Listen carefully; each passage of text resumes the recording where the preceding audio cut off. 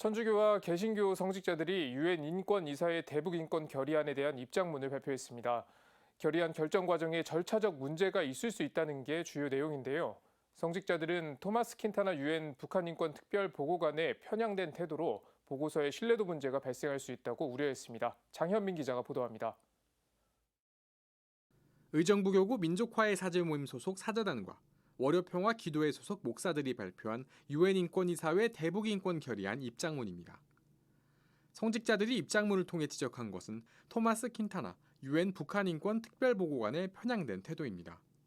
앞서 킨타나 보고관은 이번 달 초 북한의 인권 침해 실태 등을 정리한 보고서를 유엔 인권이사회에 제출했습니다.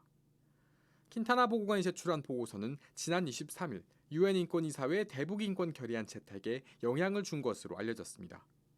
성직자들은 킨타나 보고관이 일부 탈북단체의 입장만을 보고서에 반영하는 편향된 태도를 보였다고 우려했습니다.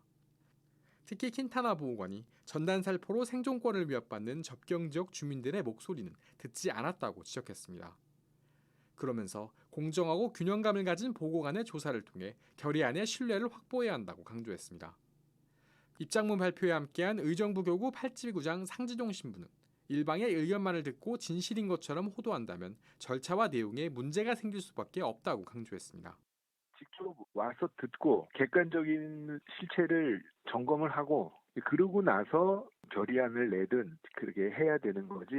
그런 것들이 없는 상태에서 어느 일방의 의견만을 듣고 마치 그것이 실체이고 그것만이 진실인 것처럼 호도를 해서 결의안을 내게 되면 절차적인 문제와 함께 그 내용상의 하자를 지적하지 않을 수가 없는 거죠.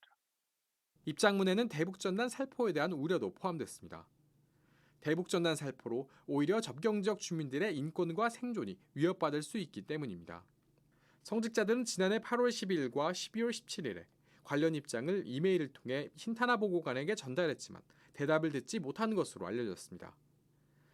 전단 살포는 전문가들 사이에서도 그 효과에 대한 의문이 제기된 상태입니다.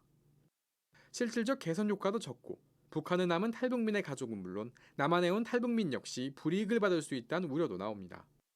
남한에 있는 탈북민에 대한 이미지도 또 과격한 이미지가 부각돼서 취업이라든가 그런 것들에 영향을 받아서 힘들어하시는 분들도 있으시다. 북한 인권이라고 하는데 그러면 남한에 와 계신 사람들의 인권도 북한 사람들의 인권인 거잖아요. 그런데 북한 인권이 실질적으로 계산하는 효과가 있는지 그게 적성물로 간주가 돼서 오히려 위험해진 상황이라든가 남한에 있는 가족들도 지금 위험해진 상황. 의정부교구 민족화의 사제 모임 대표 강주석 신부는 전단지에는 자유, 인권의 가치에 대한 내용보다 북한 지도자를 저급한 언어로 비난하는 내용이 주로 담겼다고 지적했습니다. 그러면서 이는 문제 해결에 도움이 되지 않는다고 말했습니다. 우리 가톨릭 교회를 포함해서 이번에 입장문을 낸 어떤 목사님들과 이런 종교인들은 정말 한반도의 평화와 북한 인권의 실질적인 개선을 누구보다도 바라고 기도를 하고 있습니다. 현재 여러 가지 벌어지고 있는 상황을 보면 대북 전단 살포 행위라든지 이런 것들이 북한 인권 개선에 실질적인 도움이 되지 않고 오히려 방해가 된다고. 강 신부는 이어 전쟁을 끝내고 평화로운 관계를 수립할 수 있을 때 한반도 전체에 살고 있는 사람들의 인권도 신장될 것이라고 강조했습니다. CPBC 장현민입니다.